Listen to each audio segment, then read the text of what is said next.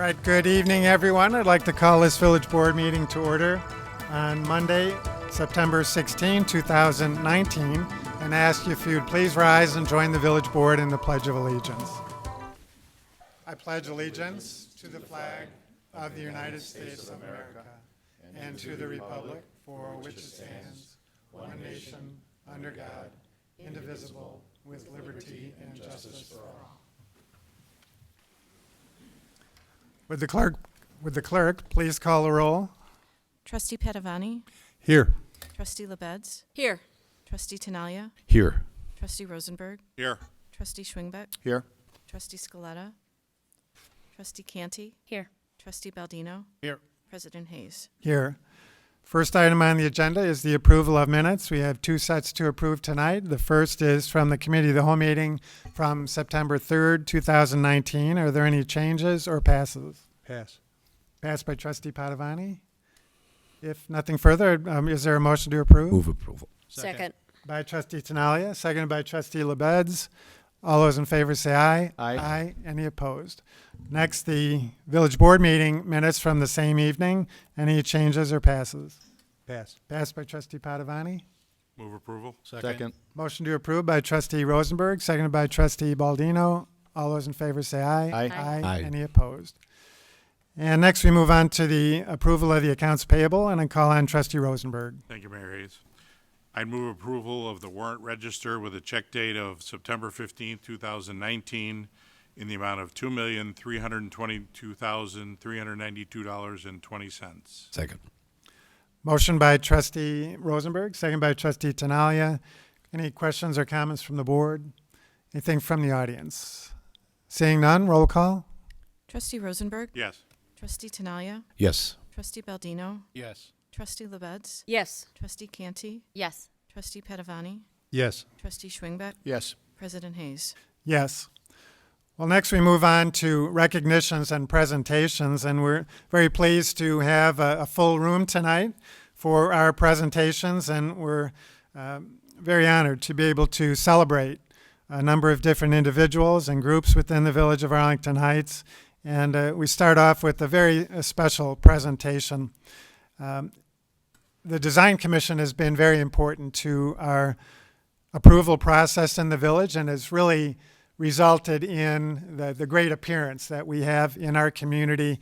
It really enhances the quality of life when we have beautiful homes and businesses throughout our community, and we can't thank the Design Commission enough for all that they've contributed to that effort over the years.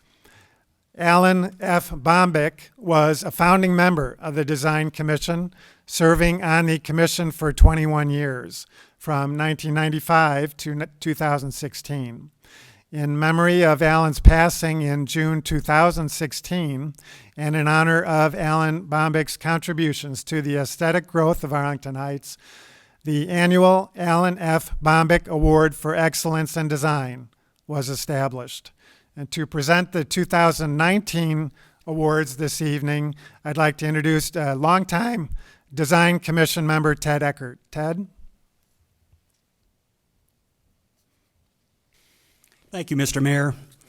When they put Alan's face up there just now, it gave me real joy to see that happy guy up there. Mr. Mayor, village trustees, the village staff, members of the Design Commission, guests this evening, and friends and neighbors watching at home, thank you for allowing me to make this presentation. It is with great pleasure that we, the Design Commission, and the Village of Arlington Heights honor Alan Bombick's legacy in recognizing design excellence this evening. As Mayor Hayes mentioned, Alan was a valued member of the Design Commission for 21 years until his passing on June 20th of 16. It was a pleasure working alongside Alan for 21 years. Alan's review of projects was exemplified with well-informed analysis, carefully and politely presented comments with the spirit of helpful intent. In Alan's professional career, he was a gifted designer, and with the Design Commission, he was an extraordinary interpreter of good architectural style.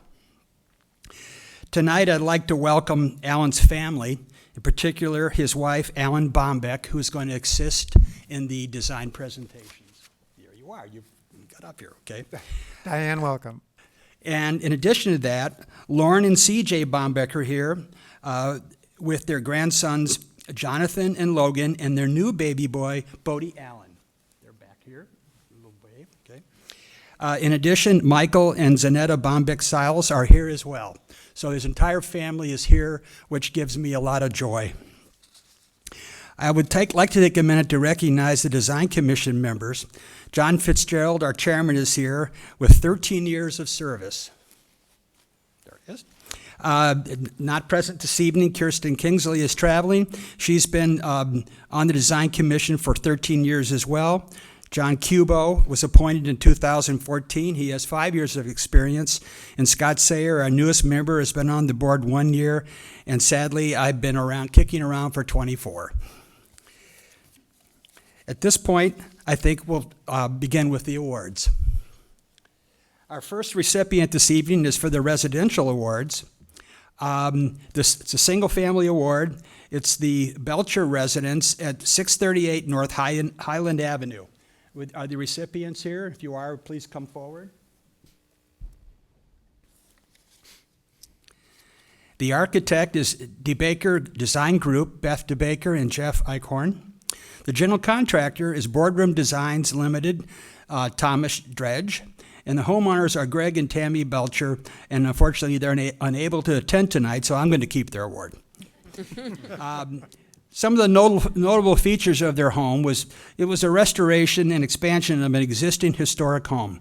The Victorian era with Second Empire and Queen Anne inspired detailing is now an inspiring example of traditional design in the Hannah neighborhood.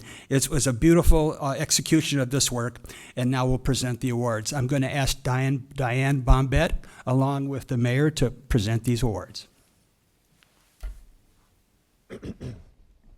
Why don't y'all come forward? Diane, why don't you come up? Diane, if you do the honors. Congratulations. Thank you so much. Yeah. Congratulations.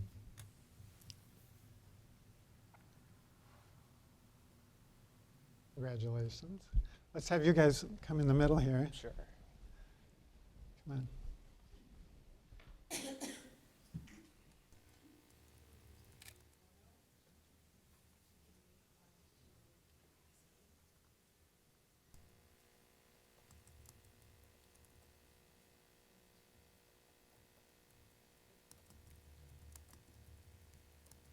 you.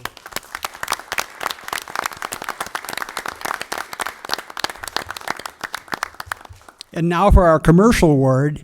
The award goes to the Kensington School at 840 East Kensington Road. The architect, Hague Architecture, Jonathan Hague. The general contractor is a Lauder Group, Lance Lauderdale.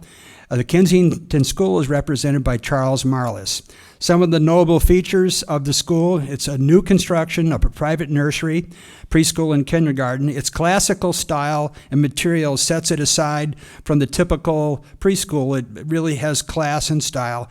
Very nice detail, very nice attention to detail. It's warm and inviting. And now we'll present the awards. Would you come forward?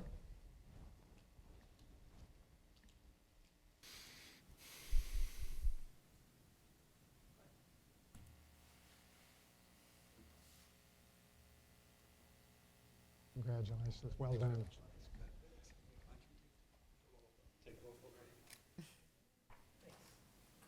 Well done. Beautiful design. Yeah. Let's take a picture.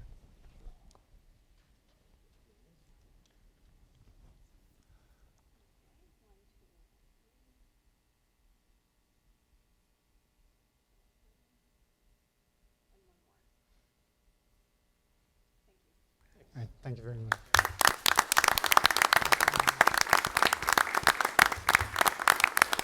Thank you again for your support of the Design Commission.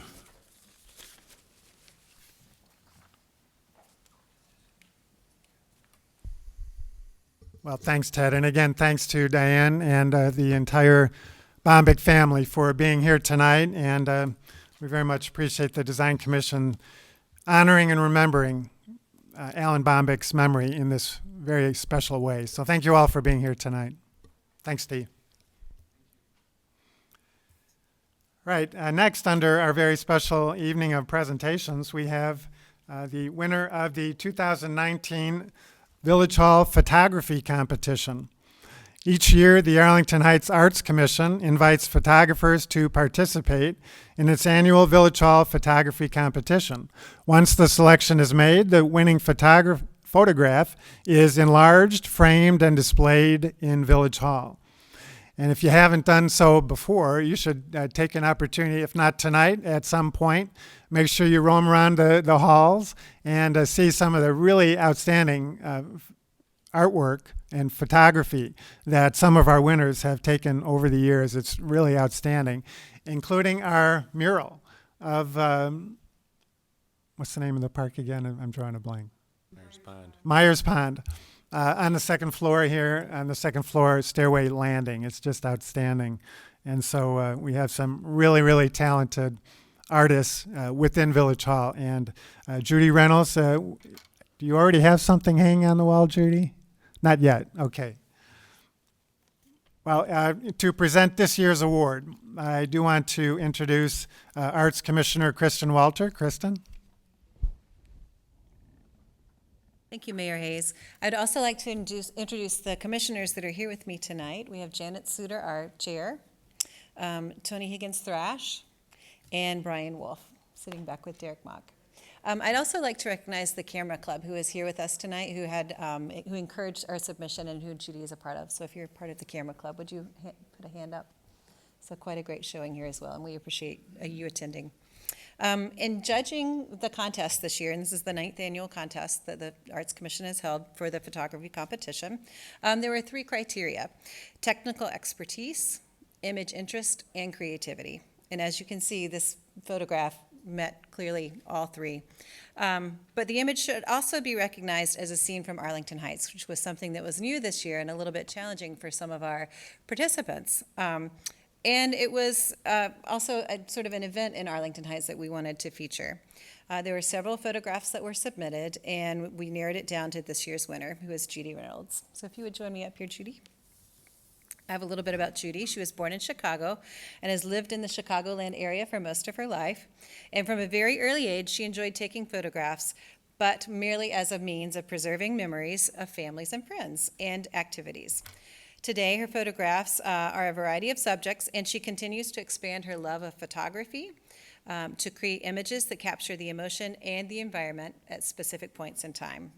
She's been a member of the Arlington Heights Camera Club for over 10 years, and her images have been exhibited in the public at such places as the Village Hall, the Memorial Library, the Prospect Library, Schomburg Library, and her images have been used for several covers of the Lake Barrington Shores Community Bulletin.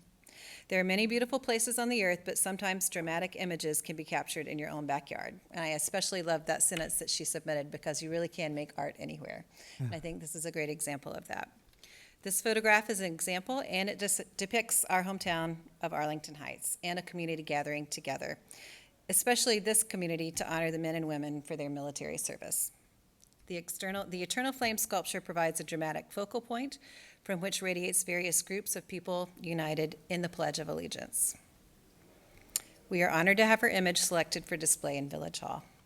So thank you, Judy. Thank you. Yes.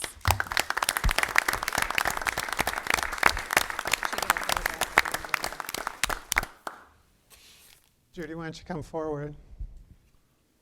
I don't have anything to present to you, but okay. Can we have the other arts commissioners come forward too, Brian?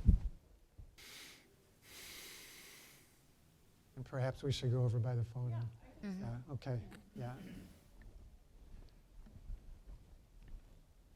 Judy, why don't you come over here? Here we go. Well, congratulations.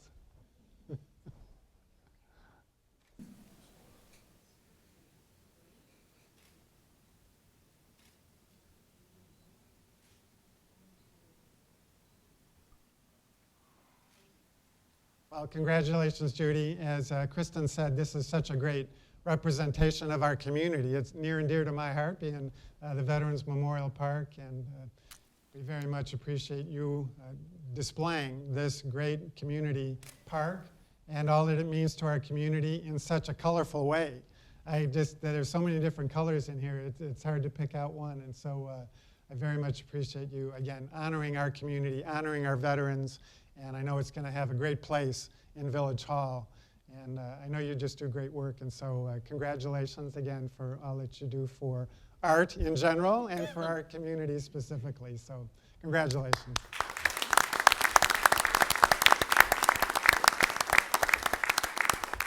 Anything you'd like to say about the photograph itself, what you were trying to capture? Let me get my microphone. Hold on one second.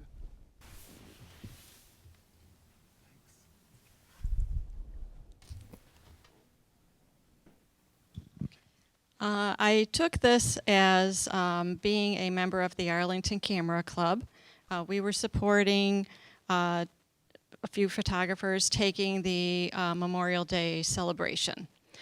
And this was actually taken during the first Memorial Day celebration after the flame was unveiled at this park.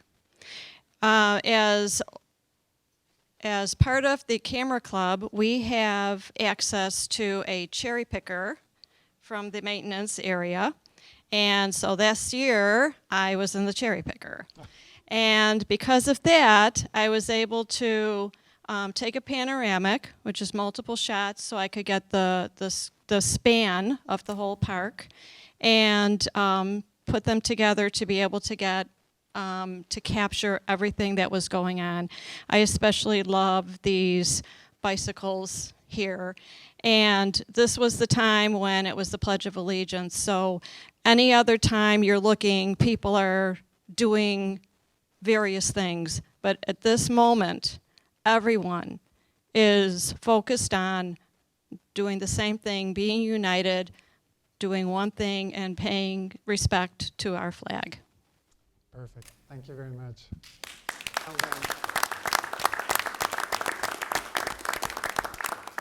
Thanks, Judy. Thank you. And thanks, Arts Commissioners.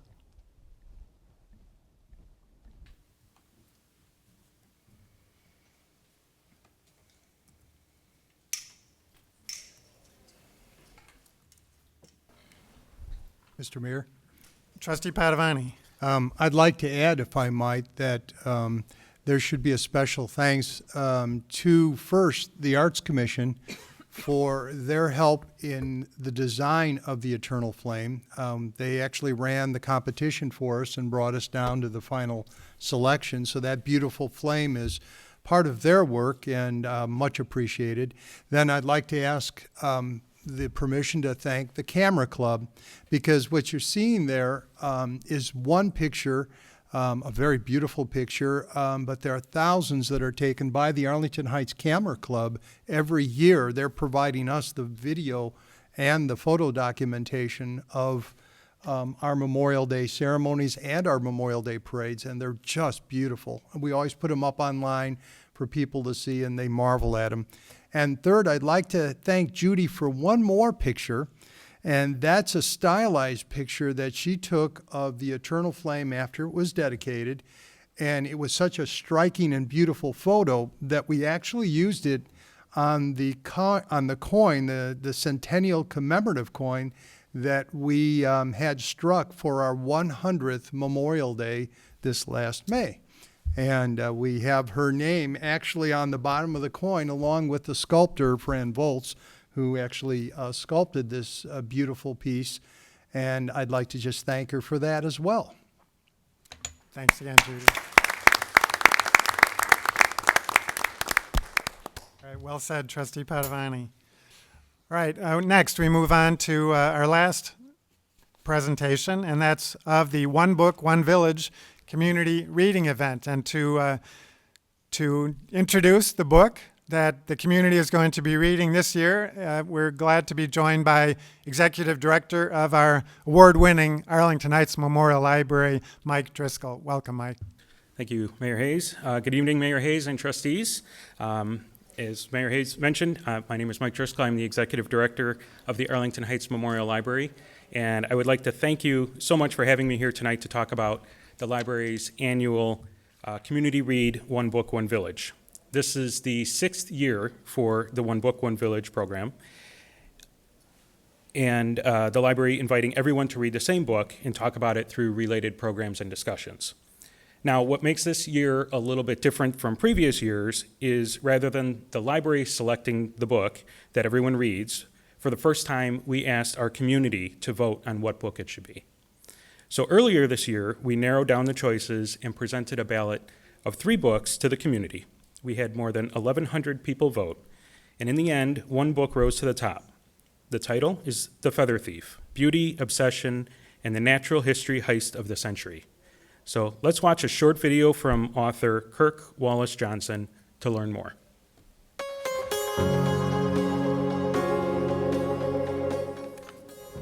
Hello, Arlington Heights. I want to thank you for the great honor of having selected my book, The Feather Thief, for your One Book, One Village program. Now, for those of you who haven't yet read it, there's still time, but in order to give you a nudge in the right direction, I'll give you a 1-sentence synopsis.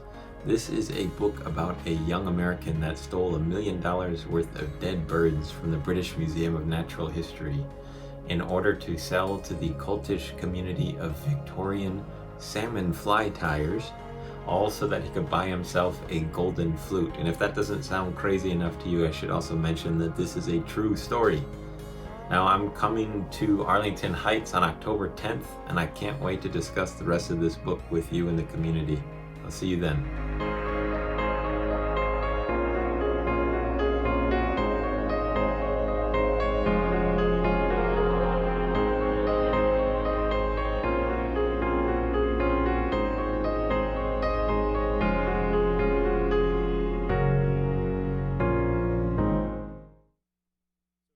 He's going to visit the Arlington Heights on October 10th, and we are excited to meet him and learn more about what went into investigating and writing this Truth is Stranger Than Fiction story. If you haven't read The Feather Thief, there's still time. We have copies available at the library, the senior center, on the bookmobile, and in ebook format. You can visit the library's website, ahml.info/onebook, for all the details on getting a book, joining the discussions, programs, the author visit. It's all there, everything you need to know. So we hope you'll join us to be part of this first-time community choice selection for One Book, One Village 2019. Thank you. Thanks, Mike, and thanks to all the elected representatives, who some of which are here tonight, and the staff of the Arlington Heights Memorial Library, all the volunteers. It's a great team effort over there, but it's such a great community resource that we have in our award-winning Memorial Library, and we can't thank all of you enough for everything that you do to enhance the quality of life in Arlington Heights. And this One Book, One Village effort for the past 6 years has just been a great way to bring the community together, not just in the 4 walls of the library, but as a community within our borders, everybody reading the same book at the same time. And so it's just such a great community event.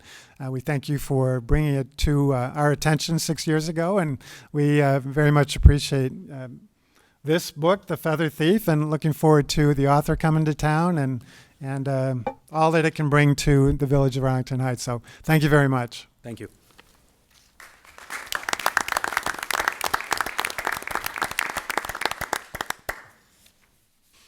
All right, there are no other special presentations, so we'll move on in the agenda to citizens to be heard.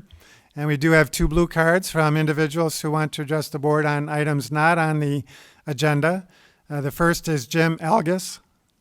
Jim, and then Ryan Guilfoyle. And you're both just reminded of the 3-minute time limit.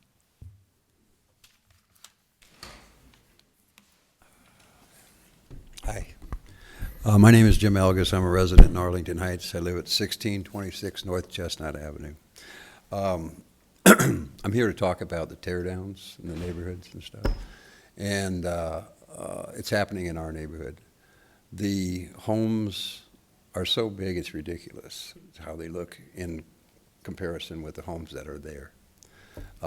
They're like 4,200 square feet. Most of the homes in the neighborhood are 1,100 square feet. So if you can imagine getting your sunlight taken away, the noise pollution, constant traffic of trucks going up and down, asbestos removal. It's not pleasant, to live there. And it's not just one, that's taken place. There's about 8 of them on my street alone. And there's another one coming up for review that's going to be torn down. And the neighbors, they don't know where to go or who to talk to, how to get anything changed. So I understand there's a building code review board, right? And the people that are on it are appointed by you guys, I believe. And Trustee Tinaglia, you're on it too, right? So do you guys establish the code for the size of the houses being built in the neighborhoods? Mr. Elgis, why don't you go through all of your comments, and then we'll have somebody respond if they're able to. Okay, all right. Well, that's what we want to do. We want to change the codes if we can get some kind of a variance or a modification of the homes being built in the neighborhood.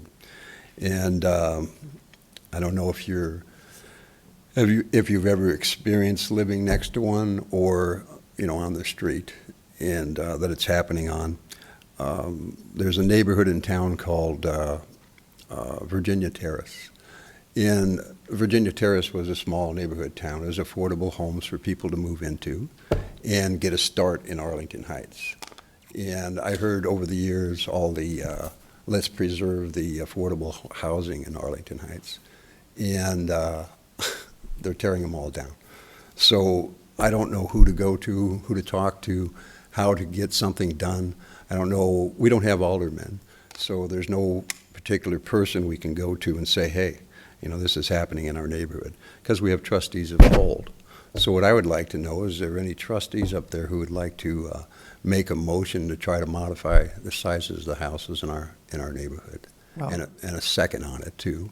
And what? Well, if you're done with your comments, we'll respond. Okay, go ahead. Well, as you are aware, Mr. Elgis, this is not the first time this has come up as a phenomenon in the village of Arlington Heights. Right. It was probably 15, 20 years ago when we first experienced, I don't know if I'm correct on that, 10 to 15, whatever, years ago, where this phenomenon first showed itself, not just in the village of Arlington Heights, but many neighboring municipalities experienced the same issue with teardowns. And so we're sensitive to the issue at that time, and I know we did a number of different things, from a legal and building and zoning and all those different design.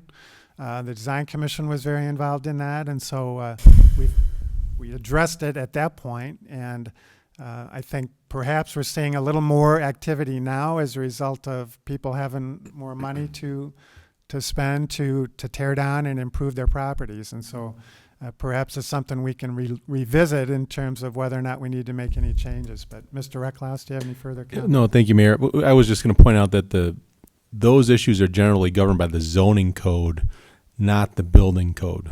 Okay. But I'm happy to follow up, Mr. Elgis. I can give him a call, or I can give him my business card, and we can talk later this week and just see what specific concerns he and his neighbors may have.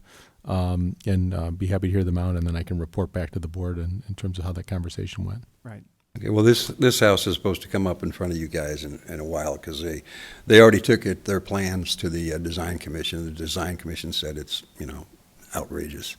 And I understand that you're, raising taxes and stuff, and then you have bigger homes, so you have more money for the bigger homes and stuff. So to me, you're pushing out people, hardworking people that have been in this village a long time, and they ain't got time to come down here and talk to you guys and give you your 3 minutes and stuff, So to us, it's a form of gentrification, whether you want to believe it or not, and you're forcing people out of their neighborhoods, So that's my comments. If something can be done, that'd be great. All right. If Thank it you, Mr. can't, Elgis. if it can't, you ain't got my vote. All right, next is Ryan Guilfoyle. Thank you.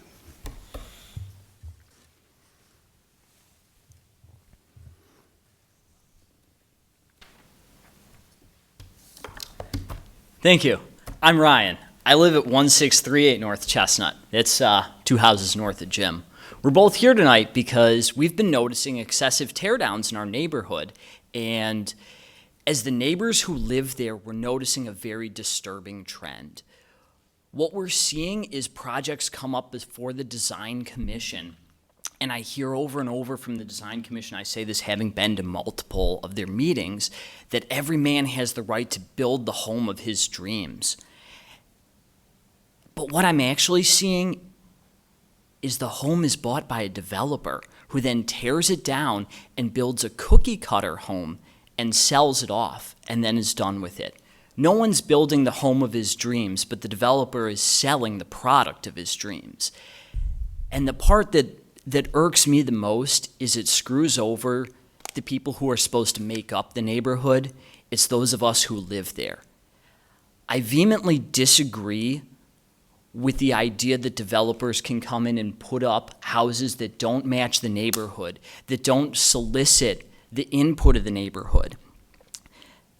The other thing I've noticed is there's a house at 1614 North Chestnut Avenue. It's before the Design Commission. I have their report. I was at their meeting last month. It's currently tabled until the 24th, but the neighbors, Jim and I, have brought up that we have identical homes that they were built with asbestos materials, both in the soffit, the fascia, as well as the tile, and we have had to abate this at significant personal cost, and the developer has made no mention of how he plans to protect our respiratory health in removing these products safely. Additionally, these homes they more than triple the square footage of the existing homes, and there's been multiple concerns of flooding. And one of the things we're noticing is it's not just the elevation change that it creates, but by putting a larger home on a smaller lot, they're tearing up a lot of the permeable surface. And in fact, many of these design code variances they bring up seek to remove very old established trees, which are very important for helping to divert some of the water flow and absorb it back into the ground, which, additionally preventing that runoff is going to help keep the city storm sewers from being overwhelmed. It's a disturbing trend of putting up these gigantic homes in neighborhoods that weren't built for it. I'm all for big homes, but buy 2 lots or something like that. It's a ridiculous trend, and when this home at 1614 North Chestnut comes up before you, because it's scheduled to, I urge all of you to vote no on that. I say that as a constituent and a voter and a longtime resident of Arlington Heights. Thank you. Right. Thank you, Mr. Guilfoyle. Just in response, I can say that the village, as well as the federal government, has very strict guidelines in terms of its building codes and its landscape plans, and I know especially asbestos removal. And so, a builder can get excessively fined, if not imprisoned, if they remove asbestos without taking the proper guidelines or the proper precautions to protect not only their workers, but anybody in the breathing area. And so, correct. And to ensure the good faith of all the residents who live there, they should make these plans known and available and openly describe that they plan to do so, and I've heard none of that. Okay. If the staff can get Mr. Guilfoyle's name and address as well, and we can make sure that those guidelines are followed, those regulations are followed in terms of asbestos removal and those kinds of things. Anybody else want to address what we're talking about tonight? Mr. Perkins? Yeah, just briefly, while everybody is talking about this, the village did have a task force that studied this issue, including Plan Commission and ZBA members. We went on bus tours around neighborhoods, and I think some board members were also involved at that time. It was about 10, 15 years ago, as you mentioned. And as a result of that, there were a number of changes that were made to reduce the amount of square footage that you could put on a home, to minimize the impervious surface. Previously, the village had no requirement or maximum limit of impervious surface, and that was set into place. And I believe in the R3 district, which is this particular neighborhood, it was about a 10% reduction on the ability of square footage of home that could be built on the lot. Also, another thing that was changed at that time was that prior to that, we were having speculative teardowns with no plans for rebuilding. And so now, unless the home is in, very poor structural shape, and it's a detriment to the neighborhood or safety. The home can't be torn down until there's a new plan that's been approved. And those in single-family, single-story neighborhoods typically go to the Design Commission for review of the architectural component of the home as well. All right, thank you, Mr. Perkins. Anything further from the board or from staff? Okay, thank you, Mr. Guilfoyle. Please, if you would give your information to Mr. Recklaus. All right, I have no other blue cards then from individuals who wish to address the board on items not on the agenda, so we'll move forward then to old business, and we do have 2 motions to report out tonight, and I would first call on Trustee LaBedz. Thank you, Mayor Hayes. I move now, as I did earlier this evening, to concur in the mayor's appointment of Susan Vaselli to the Senior Citizens Commission with a term ending April 30th, 2021. Second. Motion by Trustee LaBedz, seconded by Trustee Canty. Any questions or comments from the board or from the audience? Seeing none, all those in favor say aye. Aye. Any opposed? All right, Sue, if you come forward to the podium. And we'll make it official. So if you just raise your right hand and repeat after me, I, and state your full name.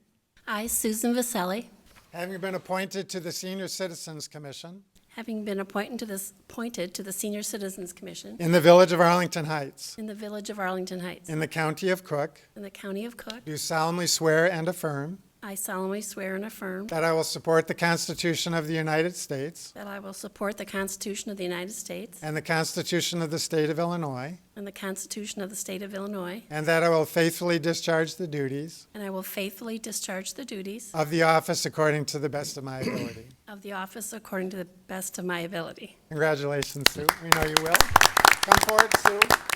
We got, just to make it finally official, we need you to sign your oath with the village clerk, and I'm going to present you with the village logo pin to wear proudly as a representative of the community. So you need to sign with the clerk over there. Thanks, Sue. And one other motion to report out, Trustee Padovani. Thank you, Mr. Mayor. I move, as I did before, to concur with the mayor's appointment of Cheryl Letwit to the Commission for Citizens with Disability with a term ending April 30th, 2021. Second. Motion by Trustee Padovani, seconded by Trustee Schwingbeck. Any questions or comments from the board or from the audience? Seeing none, all those in favor say aye. Aye. Any opposed? All right, Cheryl, if you come forward.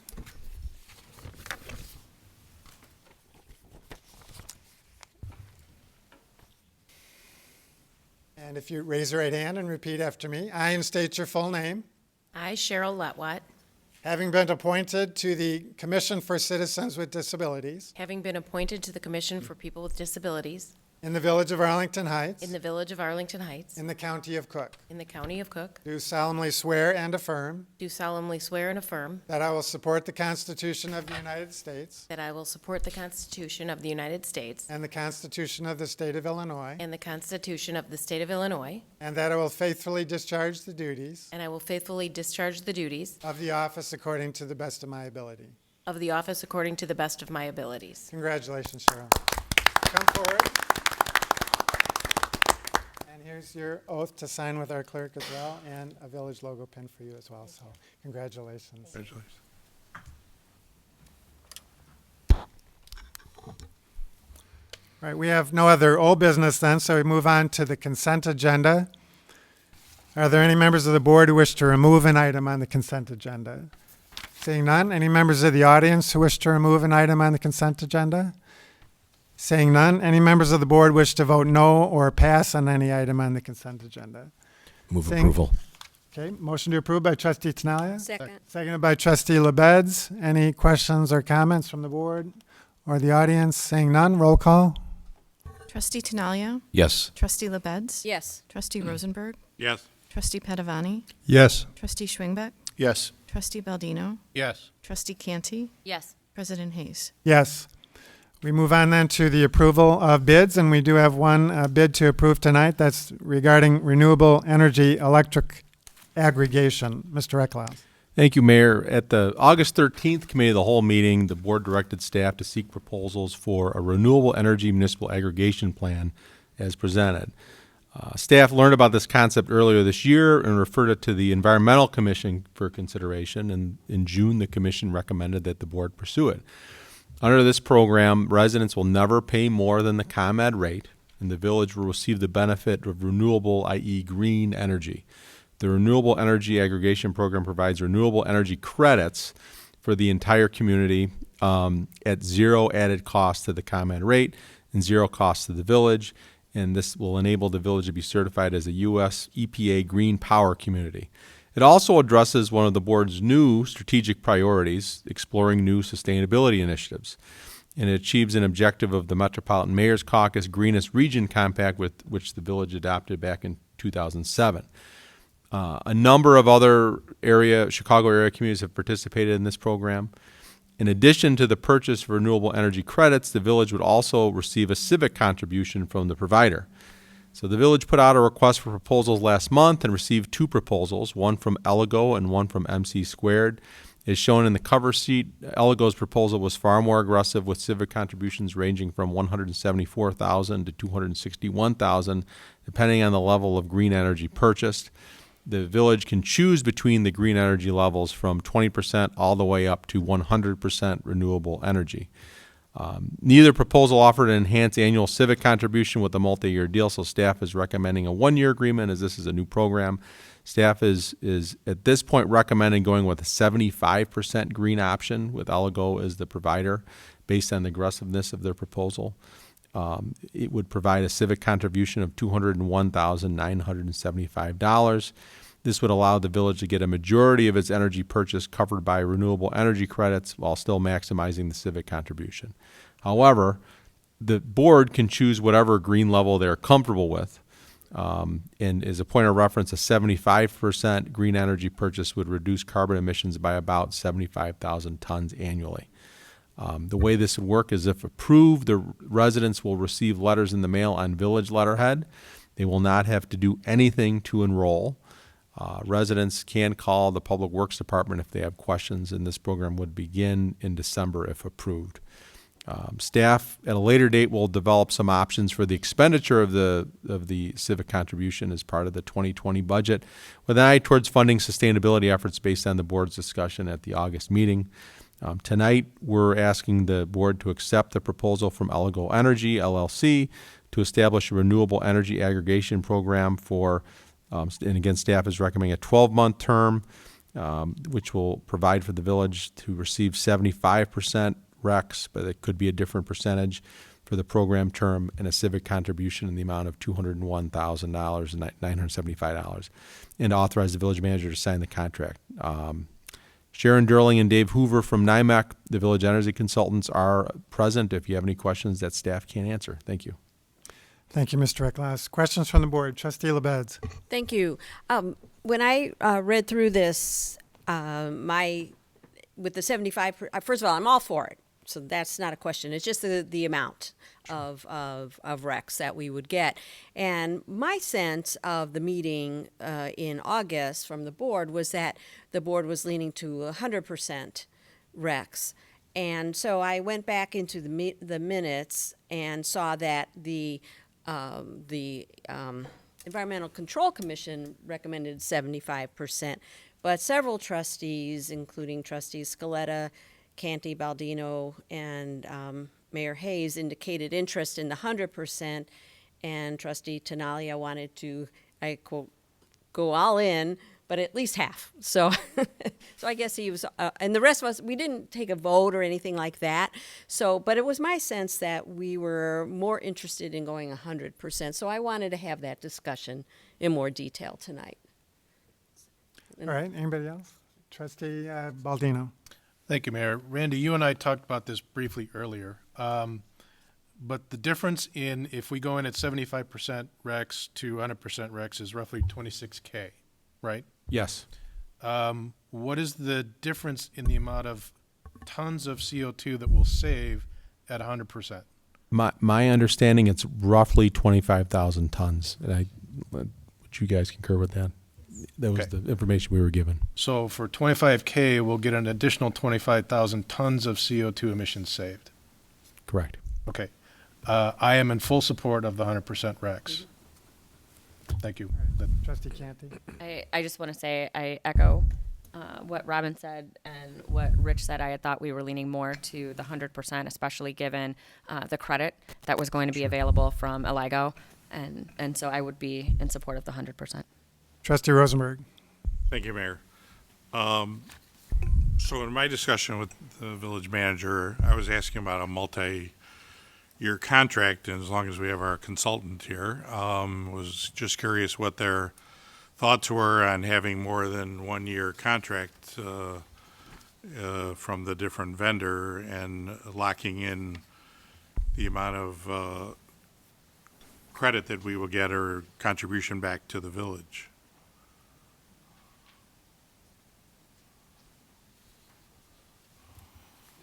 Just introduce yourself, if you would. My name is Dave Hoover with NIMEC. The commitment that the suppliers are offering, if we receive bids for multiple years, they were all the same amount on a per annual basis. So the 2-year bids were just twice as much. My sense is that as we're starting to see the market develop a little bit more, possibly over the next year, there may be more other suppliers getting into this marketplace. And our sense is that the offers a year from now will be a little bit more aggressive than the offers that you have today. That's just our sense. And so we suggested to Randy, when we talked with him originally, that we thought the 1 year was the best way to go. I mean, other than not the question, your sense of things, I mean, is there any concrete information that you have or any just you're gathering from the community that provides this, or? Yeah, we're just talking to the various suppliers and just kind of hearing, unofficial, developments of what they're up to and some of the competitive forces at play. So we think that if we come back to a year from now, our sense is that you'll have a more aggressive offering. In your opinion, is there a cost that's associated with changing suppliers on an annual basis then? Zero. Zero, okay. Yeah, you retain all your flexibility. So there's no cost to the residents or the village whatsoever. Because I just thought if we were offered this kind of money, that why not sign a multi-year contract? That way you have, basically in hand that money, a guarantee for at least that 2-year period. Right. Again, we feel comfortable that those offers will be here next year. Okay. And possibly even better. And you'll write us a check then for the difference? I'll consider that. Yeah, I'm sure the consideration will go. Yeah. All right, thank you for your time. All right, further questions? Trustee Tinaglia? Thanks, Mayor Hayes. So, Randy, I mean, everybody has reasons for what they believe and what they think, and you heard from us all up here. We're all in. Tell us why you, staff, or the Environmental Commission, what's the hesitation to 100%? Or if it's not a hesitation, why did you suggest 75 only? No hesitation whatsoever. I think this is from reading the board, and at the time I had a sense that there was a balance between the benefit of the civic contribution and the benefit of going 100% green, and we had to create a starting off point for the conversation, and it was nothing more than that. So if it's the board's will to go 100%, staff will support that 100%. We have no reservations whatsoever. Okay, thanks. Well, I'd like to make the motion. Well, never mind. No, go ahead. Oh, I think we're pretty much Robin. checked out, so please go ahead and, was somebody make a motion? Go ahead, Robin. Oh, thank you. I would like to move that we accept the proposal from Eligio Energy, LLC, to establish a renewable energy aggregation program for a 12-month term, which will provide for the village to receive 100% RECs for the program term and a civic contribution in the amount of $174,963, and to authorize the village manager to sign the contract. Second. All right, motion by Trustee LaBedz, second by Trustee Tinaglia. Any further questions or comments from the board? Anything from the audience? Seeing none, roll call? Trustee LaBedz? Yes. Trustee Tinaglia? Yes. Trustee Baldino? Yes. Trustee Canty? Yes. Trustee Rosenberg? Yes. Trustee Schwingbeck? Yes. Trustee Padovani? Yes. President Hayes? Yes. All right, thank you. Thank you for your help. And next, we move on then to new business, and we do have a couple of items tonight relating to the McDonald's located at 45 East Gulf Road. Is the petitioner present? You got a team of folks, so who's going to be the spokesman to start off? Why don't you come forward? And just give us your name and what you're looking to do here. Sure. Good evening. Dan Olson with Watermark Engineering. Thank you for the time to speak before you tonight. I'll give you a brief overview of what we're here for tonight and what we've gone before Design Commission and Plan Commission for. The existing McDonald's restaurant that we're talking about tonight, it has currently an existing PUD and land use variation for the current use, and we're seeking an amendment to that PUD and land use variation in order to update the building and the site and give it a whole new look. And I want to tell you a little bit about what we're looking to do. Currently, site just over 41,000 square feet. It's an existing McDonald's restaurant with a single lane tandem drive-through. The site currently has a one-way counterclockwise circulation, 36 parking stalls, and a drive-through that can support about 7 vehicles to be stacked. What we would like to do is provide a renewal of the site and the building. In terms of what we would like to do with the site, the biggest change is going to be the double drive-through that we would like to add there. In order to add this double drive-through and provide the efficiencies for the site, we do end up losing a few parking stalls in order to make that happen, going down from 36 down to 30, I believe it is. And as part of that, we need to relocate an existing trash corral that is currently on the south side of the building in order to make room for this double drive-through as well. The double drive-through allows us a lot of efficiencies that currently don't exist on site. So it opens up the site quite a bit. It allows us to increase our drive-through stacking from 7 to about 14 or 15, which is going to allow a lot more cars to be in that queue before they start blocking traffic around the site. So it will provide a big efficiency for the site. The equipment that we use now, the cameras that are in place, the way orders are taken, it provides a lot of efficiency operationally and internally to allow cars to continue to move through there. So we see that as a big benefit to the way the site operates and a benefit to the business. In addition to that, throughout the site, new ADA improvements, sidewalk, parking stalls, connection to the public right-of-way. We are rebuilding a fence along the south side where we abut the residential, and that was a recommendation from staff that we are on board with, and that will be part of this project. Site will continue to flow like it does today, with the exception of the fact that we're losing those parking stalls like we talked about.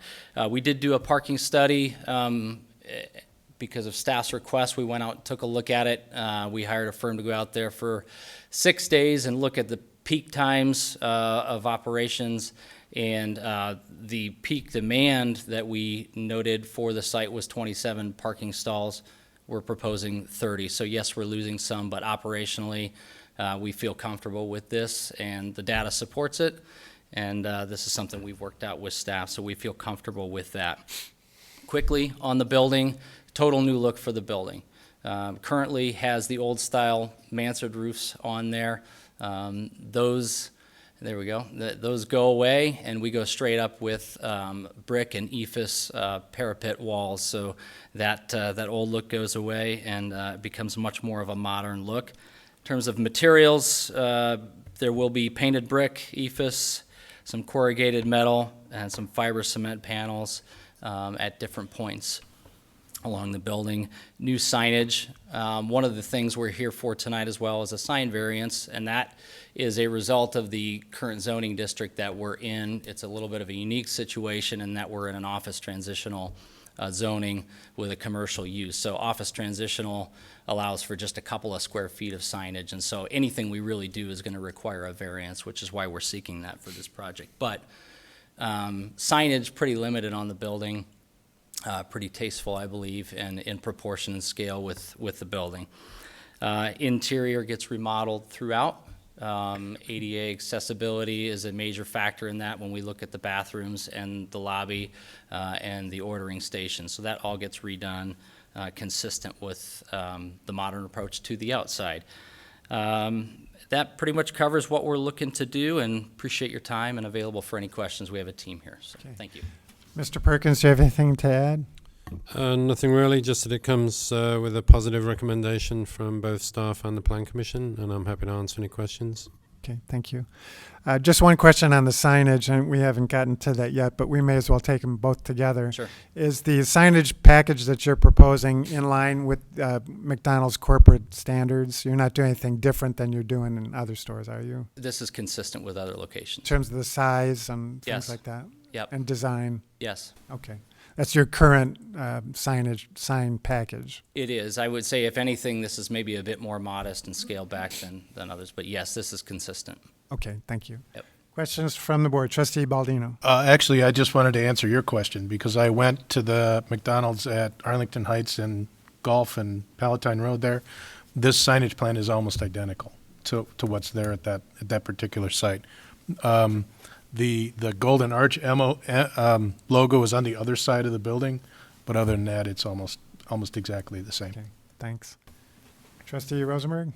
Yes, thank you. So, Mr. Olson, you said the drive-through will now be able to handle 14 cars, correct? Yes. Okay. So can you show on the diagram where the handicap parking is going to be now? Sure. Yeah, if we can go back to the site plan. Is this the pointer here on this, or is there a way to show that? The board won't be able to see that. It's Okay, there you where go. I'm showing right now. Yep. Okay. Yep. So I know there was some discussion about the fact that they're going to have to cross that Yes. drive aisle, to get into the entrance there. Right.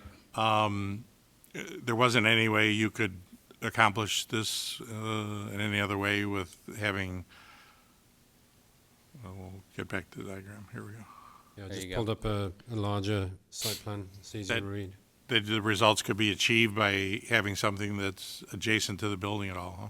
I think what you would end up with if we left those on the other side of the aisle where they're at today, one of the things that you would find is that cars would then have to go past that and dive into the drive-through. What they end up doing in a situation like that is they end up double stacking out there and blocking the aisle. They don't follow the order. This allows them to get in a queue right from the beginning. And so I think this is the better plan in regards to the location of those. I understand the concern. The concern on the other side of that same coin is you put them there, then the drive-through lane stacks up behind them, and then they can't get out. And so it's kind of a tough situation on a tight site, but I understand the concern, but we feel this is the best layout. So the access now that, in order to get into the drive-through lanes will come from Gulf Road or from the side street there? Yeah, it's going to come in from the side street as it is today.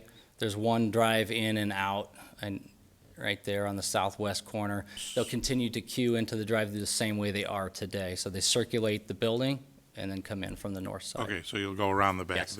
around the back of the building into the drive-through. Correct. Okay. Because I know that obviously with the handicap being there, especially during winter time and everything, it's going to be very Yeah. difficult to access the building, across icy, walkways or drive-through area as far as Sure. that goes. Yep. Typically, where do the employees park? Are they part of that 30 spaces that you're counting in there? Yes, and we have the operator here to answer more specifically, but just generically, in terms of the parking study, those employees were looked at as part of that parking study, so they would be parking in that lot. They'd be counted within that 30. Okay. So because there's probably, at least half a dozen employees, I would think, at any one time? Yeah, I don't know is that about right? It's a little more than that, maybe. You have to come forward if you're going to talk. And just give us your name when you come up. Hello, name is Edgar Herrera, owner-operator for the McDonald's, 45 East Gulf Road. Any point in time, 6 to maybe 10 employees at one time. Some of them drive to the restaurant or dropped off. Some can't, afford a car, so others are within walking distance of the building.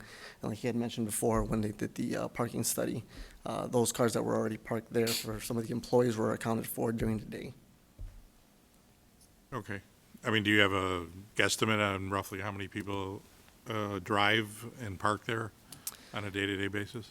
Employee-wise, 4 to 5. Okay. Yeah, I'm just trying to help you as far as that goes, and hate to see you have to have customers, turned away because they can't find a place to park. So, Definitely. I mean, maybe I think it was mentioned that 70 or 80% of your business is now drive-through. So, Yes, and that's what helps tremendously. And but like I said, the parking study is favorable, and okay, so you're satisfied with the number of spaces and feel Definitely. that they're adequate for what you have. We wouldn't have approved anything without that. Yeah, Well, being ranked. sometimes it's not only you, but it's the corporation. So, Oh. no, that was all I had. Thank you for your time. Anything further from the board? Seeing none, anything from the audience on this? Seeing none, what's the will of the board? Is there a motion? So moved. Second. And that's to approve the PUD amendment. Subject to the various recommendations, numerous as they are.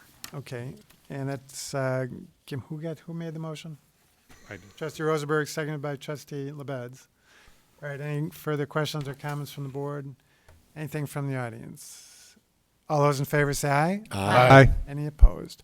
And next on the sign variations, anything further from the petitioner on this? Okay, anything from the staff? Just as the petitioner mentioned, there are a number of variations, mainly because this site is zoned OT, office transitional, and the office buildings east of that are office transitional. And when this was approved 10, 12 years ago, maybe a little longer than that, maybe 20 years ago, it received a land use variation for the restaurant and variations at that time. These are new variations because they're new signs. The only thing I would point out that the most significant changes on the drive-through signs, they are going with digital menu boards, but this corridor was approved by the board about a year ago to allow electronic signage, so they would need to comply with those rules and regulations of electronic signage, but the menu boards themselves will be digital, so it's easier for them to change. They're not visible from the street, so it shouldn't really impact anybody, and they're putting up a new fence and landscaping behind, so it shouldn't have an impact on the properties to the south either. So staff recommended approval, as did the design commission. All right, thank you, Mr. Perkins. Any questions on the sign variations? Trustee Rosenberg. Charles, is there somewhere in here that mentions about noise from the drive-through speakers and things like that, that it's subject to? There is a condition that they have the ability to adjust the levels. Okay. And if we were to receive a complaint, which I'm not aware that we've received any from this property, then we would obviously ask them to make that adjustment in the evening hours. Okay, thank you. Anything further? All right, anything from the audience on this? Saying none, Trustee LaBedz? I just want to make a comment, and that is I think both the design of the building and the signage looks really nice. And I also want to thank staff for bringing everything to us all at once. So on one night, and I'm sure everybody is happy about that. So I appreciate that. Thanks. Okay, is there a motion to approve the sign variations? So moved. By Trustee Canty. Second. Seconded by Trustee Baldino. Schwingbeck. Seconded by Trustee Schwingbeck. Any further questions or comments from the board? Anything from the audience? Seeing none, all those in favor say aye. Aye. Aye. Any opposed? Well, congratulations, team, and thank you for reinvesting in Arlington Heights. All right, thank you. There is no other new business, so we'll move to the report of the village manager, Mr. Ecklouse. Nothing further this evening. Okay, anything from the board under petitions and communications? Seeing none, and entertain a motion to adjourn. So moved. Second. By Trustee Tinaglia, seconded by Trustee Padovani. All those in favor say aye. Aye. Thank you all for joining us tonight.